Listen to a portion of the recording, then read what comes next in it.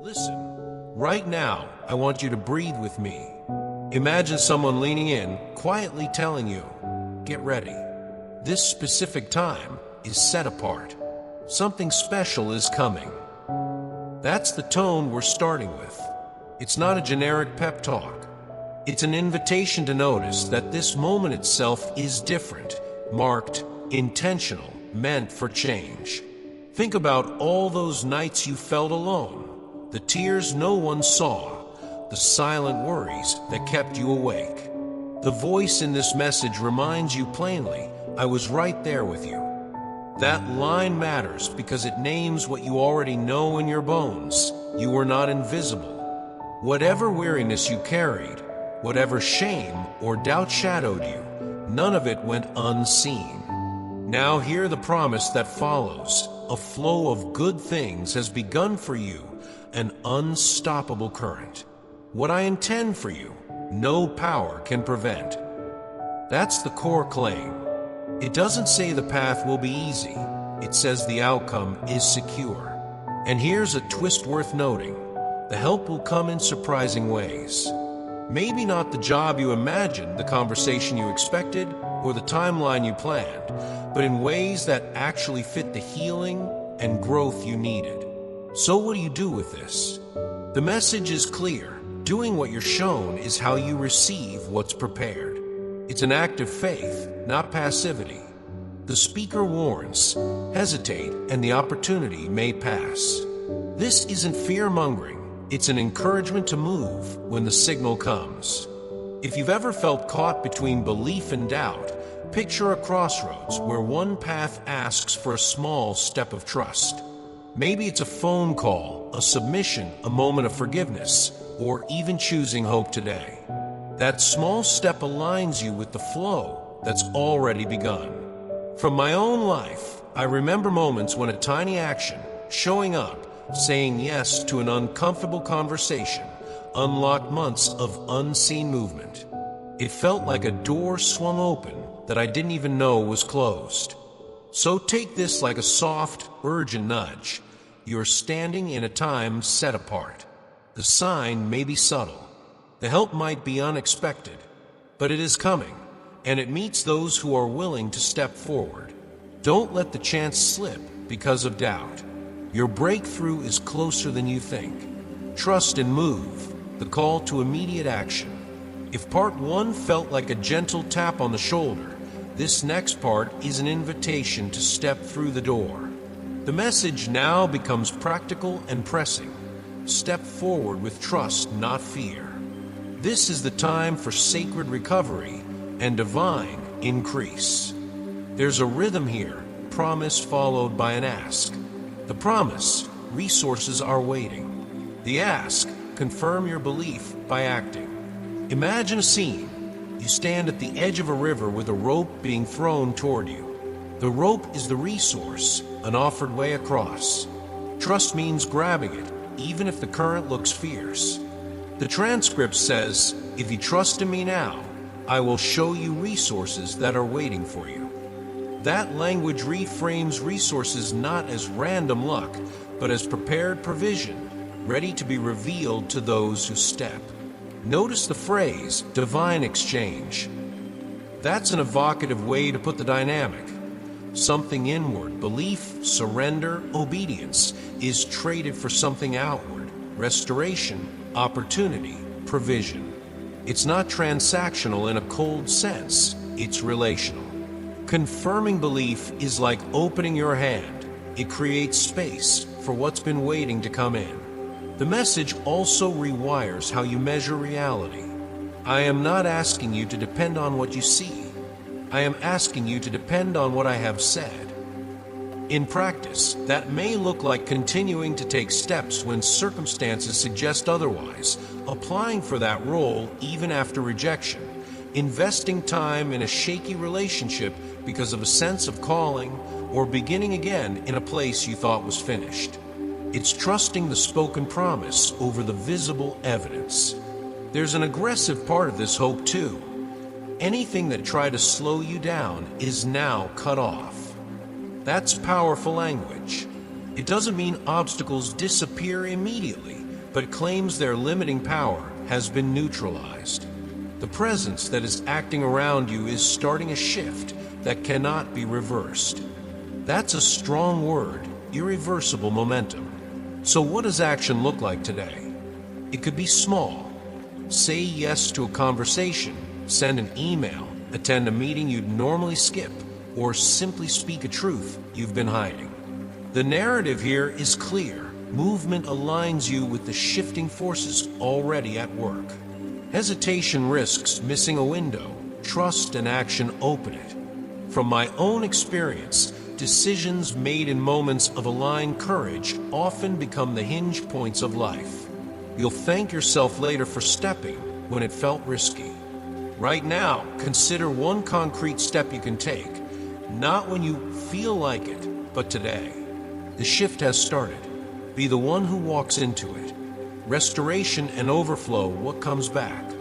Here we enter the heart of the promise. Restoration that doesn't just replace what was lost, but overflows beyond it. The message says plainly, what you thought was gone will be returned, and what seemed impossible will be given to you. That's a bold, tangible hope, not vague consolation, but concrete return. The movement described is multi-layered. First, restitution. Things taken are restored. Time, joy, opportunities. Second, increase. Your capacity will be filled and then overflow to bless others. The speaker clarifies, this is more than just money. So we're talking about emotional capacity, influence, healed relationships, purpose restored. It's a holistic abundance. There's a powerful image in the message. The scars and late nights you kept hidden are witnessed and transformed. You cried when you were alone. You held on to your trust. That kind of trust connects with the divine. That sentence honors endurance. It recognizes that secret keeping of hope itself is spiritually consequential. In other words, your private faithfulness matters. It aligns you with restoration. The text also promises visible vindication. The good I am sending will be clearer than the scorn of those who laughed at your struggles. In life, that looks like the quiet person whose diligence becomes success, the parent whose steady love revives a troubled child, the artist finally seen. The clarity will outweigh past mocking or dismissal. Another striking line, I am starting a fire inside you that will not go out. This suggests sustained motivation and purpose, not a one-time fix. Recovery becomes a new engine. You won't merely survive. You'll become a source of warmth and light for others. Overflow implies responsibility. When you receive, you are equipped to give. Consider a real-world example. Someone who lost work and felt invisible begins to receive small wins. A freelance client, a new connection, restored confidence, and then finds a capacity to mentor others in similar seasons. That story reflects the promise. Restoration feeds community. Finally, the message reassures timing. You are not missed. You are not late. You are arriving exactly when you need to for a divine delivery. For many, the pain isn't just loss. It's the fear of having missed their moment. This line removes that weight. The delivery arrives in the right season, and when it does, it carries the mark of heaven, unmistakable, restorative, and generous. So as you listen, consider what needs restoration in your life. What small acts of faith could make room for overflow? This is more than recovery. It's a calling to step into abundance that blesses others as well as yourself. I want you to picture a quiet room, the kind where the clock ticks a little louder because your thoughts are loud. Remember the nights you felt like you were carrying everything alone. The message here is simple and fierce. You weren't. I walked with you through sadness, through fear. I supported you when others could not. That line is not abstract. It's the naming of the small, steady mercies you may have missed, the single unexpected text, the one helpful stranger, the moment of clarity that arrived in the middle of panic. Think of life like a long walk through a storm. Sometimes people run beside you. Sometimes they cross to the other side of the street. But there's the presence, call it God, grace, fate, or the deeper you, that has stayed close, rearranging things quietly so you could keep going. The script says this restoration will carry the mark of heaven, and people will look and say, that could only be. That's the kind of evidence that doesn't argue, it points. It's the healed relationship that used to be estranged, the unexpected job that lands in your lap, the time returned in ways you hadn't imagined. I am giving you back the time the enemy took, the joy that was stolen, the hopes that fear tried to hide. That's tangible language. It suggests recovery isn't only about replacing loss. It's about reclaiming what time, anxiety, and shame tried to steal. I've seen this in small ways. A friend who lost 3 years to grief and then suddenly found herself writing again, not just for therapy, but for others. A neighbor who lost savings and later built a community program that gave more than they ever had. These are restorations marked by purpose. There's practical encouragement too. Every step you take today is covered by my favor. That doesn't mean you'll float through trouble without effort. It means your efforts are not wasted. Pray as if it is already done. Give as if you have already gotten it. Try that as an experiment. Act with the posture of receiving. It shifts your stance from scarcity to readiness. Finally, the spark. I am starting a fire inside you that will not go out. Imagine not a flicker, but a steady flame, resilience, drive, and a new focus that keeps you moving through setbacks. This is the kind of internal energy that turns small acts, showing up, forgiving, offering help, into the outward proofs the world notices. So when you feel invisible, remember the testimony of recovery is often slow, then sudden. Keep taking steps, evidence will show up, and it will carry the mark of something larger than you. Here's a charge: shut uncertainty out of your mind. It's blunt, but it's also freeing. No power can halt the work I have started. When fear is loud, it's easy to mistake it for truth.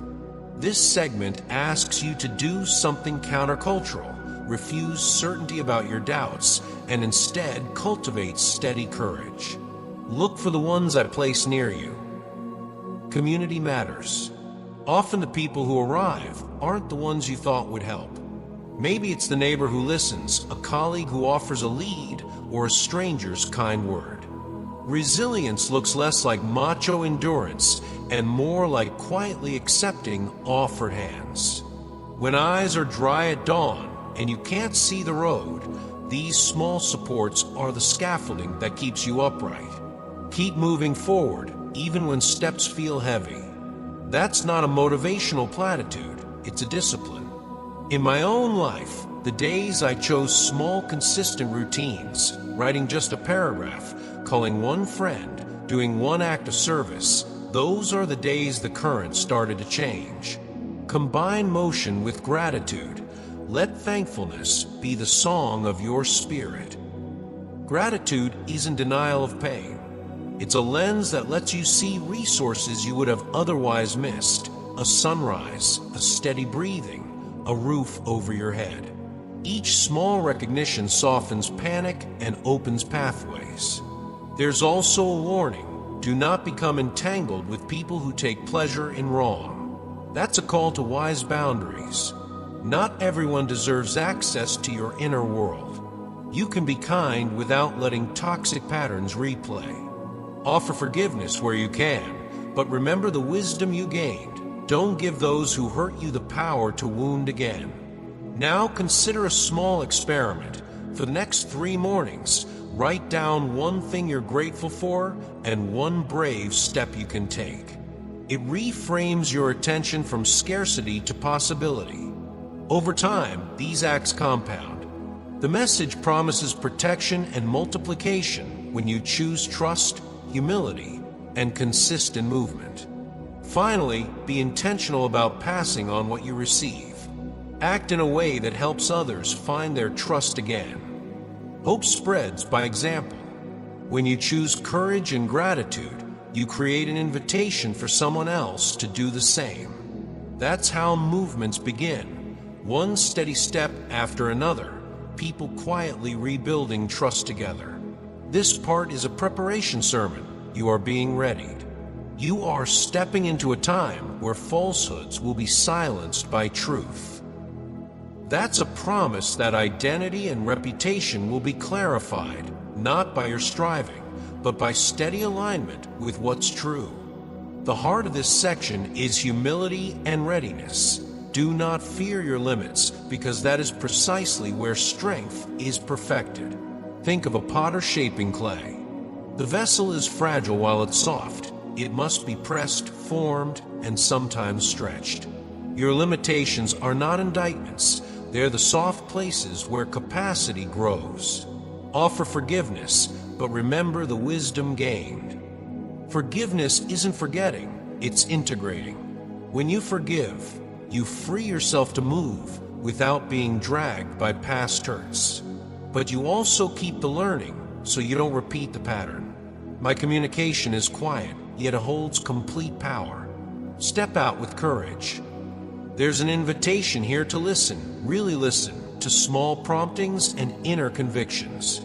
Often the most decisive directions are gentle, a thought to call someone, a nudge to apply, a sense to pause. Practice listening, journal, walk, breathe, and notice when repeated nudges appear. Those repeated nudges are often the most reliable instructions. It is about yielding to my perfect design. Yielding is active. It's choosing the long play over the immediate fix. That might mean delaying gratification, sticking to integrity when shortcuts tempt you, or stewarding relationships with patience. In the practical world, yielding could look like pursuing training instead of a quick gig, or nurturing family ties rather than chasing status. These acts of yielding often align you with long-term opportunities that outlast instant wins. Finally, I hold ultimate authority over your existence. That's a reassurance against the anxiety of critics and the chaos of other people's decisions. It doesn't absolve responsibility. Rather, it frees you from the illusion that your worth depends on outcomes decided by others. You can act boldly because a deeper order holds your path. So what's one concrete move? Identify one thing you can yield this week: a fear, a need to control, an urge to rush, and replace it with a practice, a phone call, a quiet reflection, or a small step toward the purpose you sense. As you do, remember, readiness is not passive.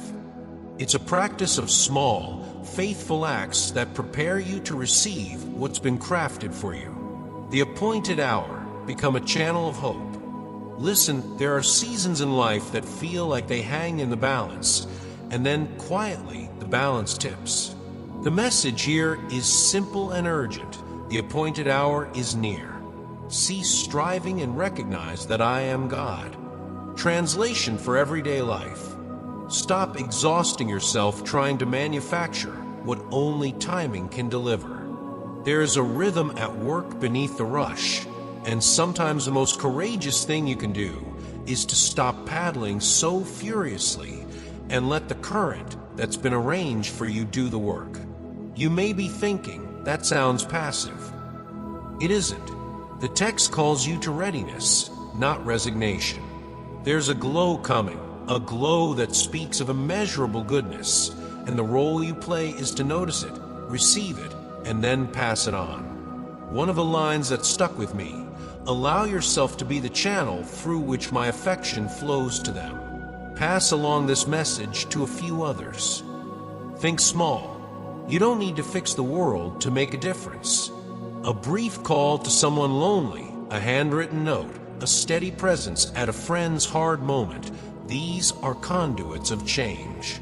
The passage also reassures us about unseen help. If only you could perceive the unseen realities, the helpers I dispatch ahead of you. I like that image, invisible scaffolding. Often opportunities arrive because someone else was moved to act on your behalf long before you knew it. That's why gratitude matters. It opens your eyes to the helpers already in motion, and it trains you to become a helper for others. Another quiet but radical instruction: pay attention to small promptings. Pay attention, for I speak softly in ways that touch the deepest part of you. I am never late. Those nudges, a persistent idea, a recurring name, an unusual piece about a risky step, are signals. When you act on them, you align with a timing that is larger than your plans. So what to do now? Take 3 small steps. 1. Pause for 5 minutes and ask what small act of kindness you can do today. 2. Notice one repeating thought or nudge and commit to one next step on it. 3. Tell one person something true and encouraging. These aren't dramatic moves, but they prepare you for the hour that's near. When the appointed time arrives, you won't be scrambling.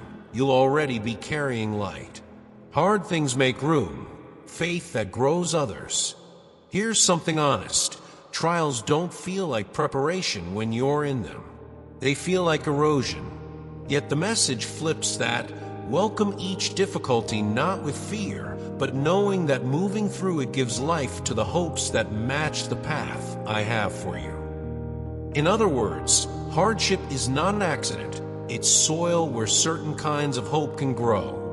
Notice the difference between recovery that's self-centered and restoration that overflows. What you thought was lost for good will come back, and what was taken will be given back in full measure to make bigger what you already have. That's distributive restoration. You aren't just replenished, you become a reservoir. This reframes suffering. It's not merely something to escape. It's an experience that, when processed well, increases your ability to love and lead. I'll be candid. I've watched people rebuild not by clinging to what was, but by leaning into what could be shared.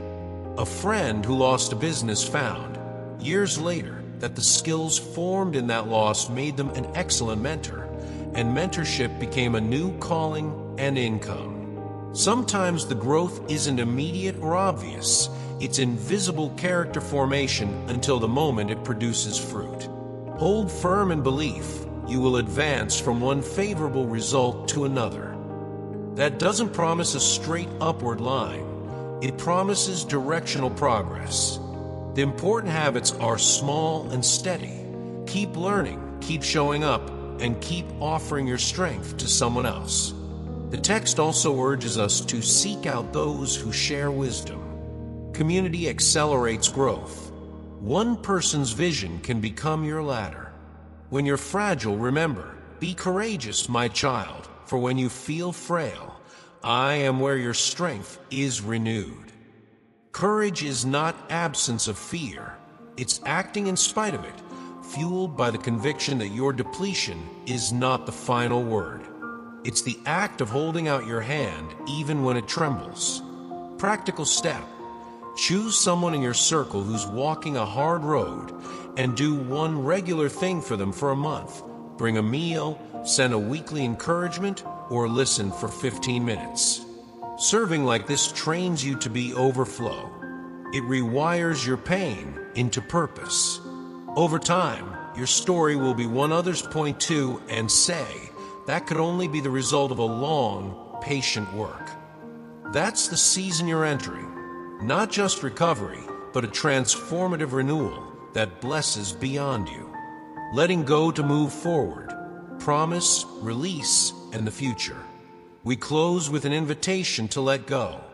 The text centers on a delicate but decisive truth. These provisions will guide you into a life exceeding your greatest expectations, yet it couples that with a clear demand: release what holds you back. That tension is essential.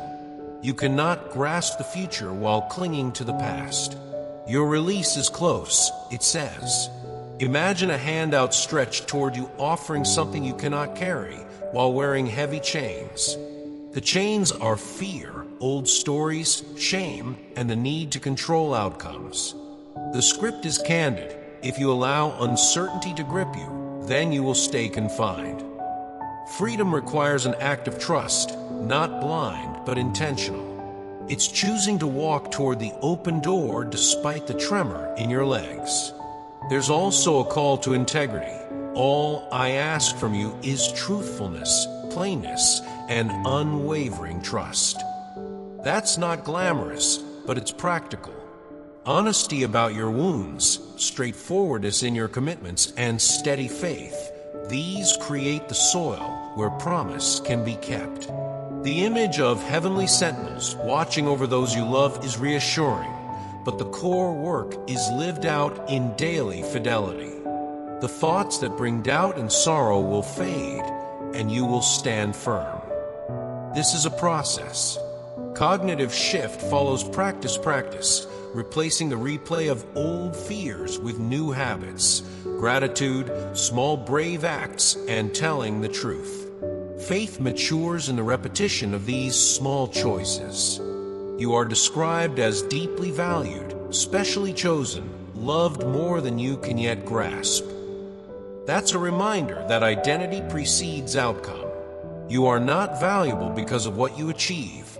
You are valuable because of who you are. When you internalize that, risks transform.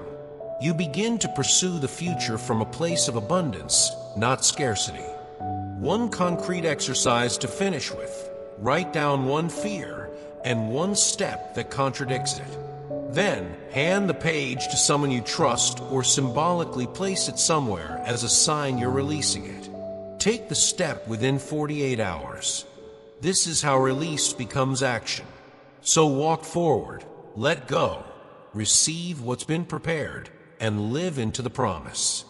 The future is not a puzzle to solve alone. It's a path to step onto, and you're being guided.